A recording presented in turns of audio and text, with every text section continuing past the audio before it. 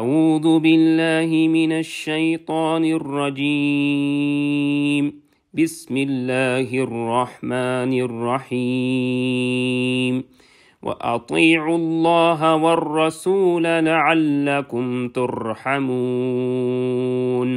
صدق الله العظيم رب اشرح لي صدري ويسر لي امري واحلل عقدة من لساني يفقهوا قولي رب يسر ولا تعسر وتمم بالخير آمین یا رب العالمین۔ سورہ آل عمران کی ایک اور مختصر آیت آپ سکرین پر لکھی دیکھ رہے ہیں، آیت نمبر 132، جس کی تلاوت ابھی آپ نے سنی۔ اس آیت کو آج کے لیکچر میں ہم انشاءاللہ تعالی گرامیٹیکلی انالائز کرنے کی کوشش کریں گے۔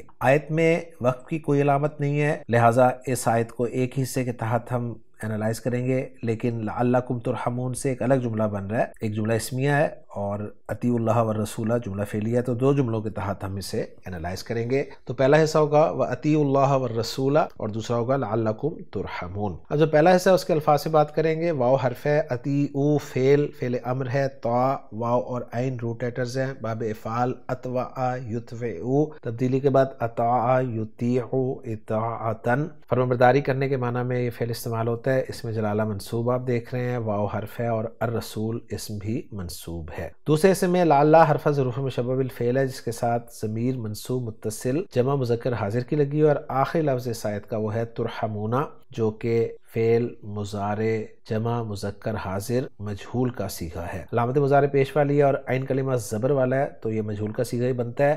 را ہا میم اس کے روٹ لیٹرز ہیں، رحمہ یرحمو باب سمیع اسموں سے استعمال ہوتا ہے رحم کرنا کے معنی میں، اور یہ ترحمون جو ہے یہ مجہول کے معنی میں ہم اس کو ٹرانسلیٹ کریں گے انشاءاللہ تعالی۔ تو الحمدللہ جی الفاظ سے بات ہو گئی ہے، اب چلتے ہیں جملوں کے اعراب کی طرف۔ واو سے جملہ شروع ہو رہا ہے تو واو کو استنافیہ قرار دے دیتے ہیں۔ اطیعوا فعل با فاعل ہے، واو ضمیر مرفوع متصل فاعل، اس میں جلالہ معطوف علیہ ہے، واو حرف عطف ہے، الرسولہ معطوف ہے، معطوف علیہ اپنے معطوف سے مل کر مفعول بھی بن جائے گا اطیعوا فعل کے لیے، اور اطیعوا فعل اپنے فاعل اور مفعول بھی سے مل کر جملہ فعلیہ مستانفہ بن جائے گا۔ دوسرا حصہ لعلکم ترحمون، لعل حرف ظروف مشبہ بالفعل، کم ضمیر منصوب متصل اس کا اسم ہے اور خبر کی جگہ پر جملہ فعلیہ آ رہا ہے ترحمون، جو کہ فعل اور نائب فاعل کا مجموعہ ہے۔ واو ضمیر مرفوع متصل اس کا نائب فاعل ہے، اور یہ جملہ فعلیہ جو ہے محلاً مرفوع خبر قرار دیا جائے گا لعل کی، اور پھر لعل اپنے اسم اور خبر سے مل کر جملہ اسمیہ بن جائے گا۔ الحمدللہ جی ہماری ورکنگ مکمل ہو گئی ہے،